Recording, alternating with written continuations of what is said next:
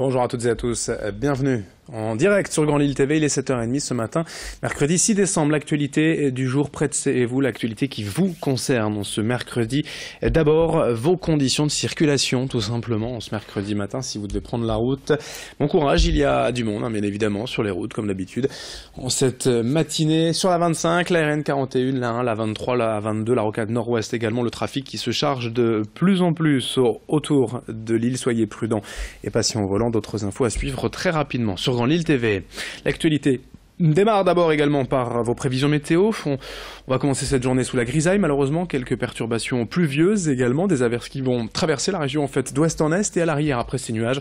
On devrait, selon la chaîne météo, bénéficier d'un temps sec et dégagé. Le retour d'un peu de soleil pour cet après-midi. Pas de changement pour les températures, en tout cas jusqu'à 7 degrés de prévu à Lille cet après-midi. C'est donc plutôt doux finalement en ces jours-ci, cette semaine dans la région. Et les prévisions complètes bien sûr après ce journal. Pour démarrer cette édition, ces images du Louvre relancent. Le musée a ouvert ses portes il y a 5 ans, le 4 décembre 2012. L'occasion de fêter l'événement ces jours-ci avec 2 week-ends spéciaux, des concerts et l'accès gratuit à la nouvelle exposition. L'objectif, c'est que tout le monde se sente concerné par cet anniversaire, depuis les partenaires, les amateurs d'art, les habitants des environs. Hier, par exemple, les riverains du musée étaient invités à participer à un loto aux côtés des œuvres mêmes. Autre événement, cette nuit avait lieu un Culturathon, une nuit blanche réunissant 150 personnes pour participer au développement de projets culturels et innovants. Un jury était d'ailleurs même présent pour récompenser les 4 projets les plus intéressants. Explication à ce propos au micro de Vincent Vieillard. Ça s'adresse à des étudiants, à des professionnels de l'innovation, des jeunes pousses, comme on les appelle, à des entreprises qui viennent là non seulement de toute la région, de toute la France, mais aussi un petit peu de l'Europe. On a plusieurs participants qui viennent de l'étranger. Il y a à peu près 150 personnes qui vont plancher pendant 24 heures sur des projets innovants en matière de culture et de développement touristique du territoire ici, dans lequel s'inscrit le Louvre-Lens. C'est un public qui est plutôt très jeune, qui va dormir ici, qui va travailler ici pendant 24 heures sans sortir, et donc qui va nous livrer le fruit de ces réflexions et surtout de ces inventions, de ces innovations.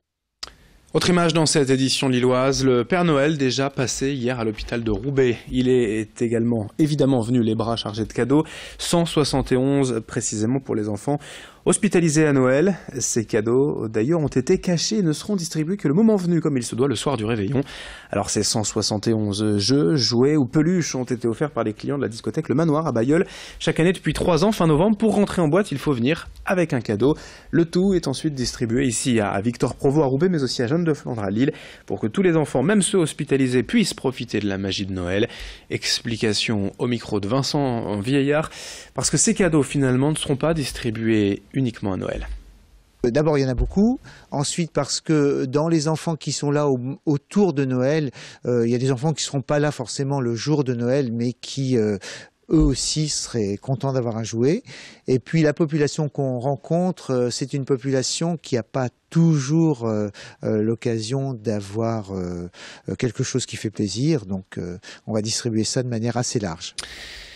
Une autre info dans l'actualité et dans un tout autre registre, 14 personnalités politiques du département du Nord viennent de publier une tribune sur le site de Mediapart pour demander à Jean-René Le Cerf, président du conseil départemental du Nord, de rejoindre celles et ceux qui souhaiteraient voir le département tester le revenu de base ou revenu universel, une des mesures phares mais aussi vivement critiquée de Benoît Hamon, candidat socialiste à la dernière présidentielle. Jean-René Le Cerf, lui, ne pense pas que cette mesure serait bénéfique. Selon lui, il faut d'abord se concentrer sur l'insertion par l'emploi. On l'écoute hier au micro de Xavier Silly. Je pense qu'il y a des priorités. Les priorités aujourd'hui, c'est de donner de l'emploi à ceux qui sont capables d'en exercer. C'est l'exercice auquel se livre le département du Nord depuis maintenant près de 3 ans, avec des résultats certains, avec une bonne volonté des entreprises. Moi aujourd'hui, j'arrive à un paradoxe, c'est que je n'arrive pas à mettre suffisamment d'allocataires du RSA, du revenu de solidarité active, devant le travail qui est proposé, le nombre d'emplois qui est proposé par les entreprises. Donc j'ai besoin que la région mette davantage encore en matière de formation, mais les choses sont en train de progresser. 7h34 en direct sur Grand Lille TV au chapitre santé. Ce matin, l'assurance maladie lance un programme de sensibilisation pour lutter contre la lombalgie, autrement dit le mal de dos, devenu pour beaucoup le mal du siècle, appelé aussi lumbago. C'est une affection qui concerne quand même 84% des Français au moins une fois dans leur vie. Hommes et femmes sont touchés, si bien que les conséquences d'abord physiques sont aussi sociales et professionnelles, car le mal de dos entraîne souvent un arrêt maladie. 7 personnes sur 10 estiment en effet qu'il faut se reposer en cas de lombalgie.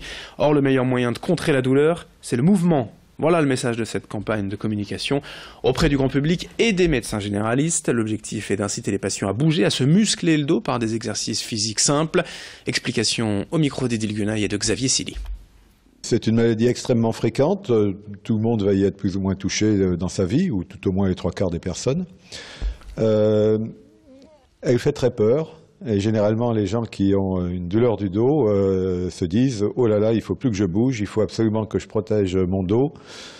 Si ça s'aggrave, je vais finir sur un fauteuil roulant. » Alors que c'est tout le contraire qu'il faut faire, c'est-à-dire qu'il faut garder l'activité qu'on peut mener. Si on ne fait rien pendant 6 ou 7 semaines après une lombalgie, le risque de ne pas retourner au travail devient considérable. Et si on ne fait rien pendant 6 mois, alors là, on n'a pratiquement plus aucune chance de reprendre son métier antérieur. Et donc, il faut avoir une démarche très active dès le début de sa lombalgie. Notez également cette manifestation des pompiers hier à Lille suite à la violente agression de 3 d'entre eux dimanche soir à Wattrelos. Une délégation a été reçue par le préfet et dans le même temps, les agresseurs eux étaient jugés hier à Lille en comparution immédiate. 4 frères âgés de 24 à 37 ans qui ont nié les faits à l'audience mais qui ont été condamnés à des peines de prison ferme allant de 5 à 12 mois d'emprisonnement. 2 d'entre eux sont d'ailleurs partis dormir en prison dès hier soir.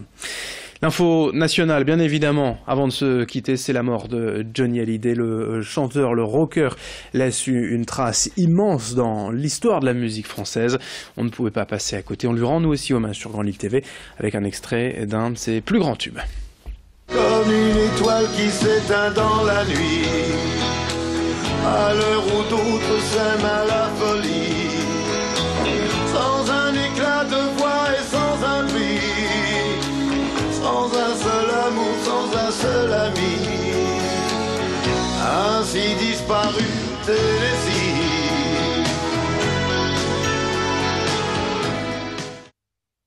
Allez, fin de ce journal. Dans un instant, à suivre vos prévisions météo et l'info trafic. 7h37 en direct ce matin sur Grand Lille TV.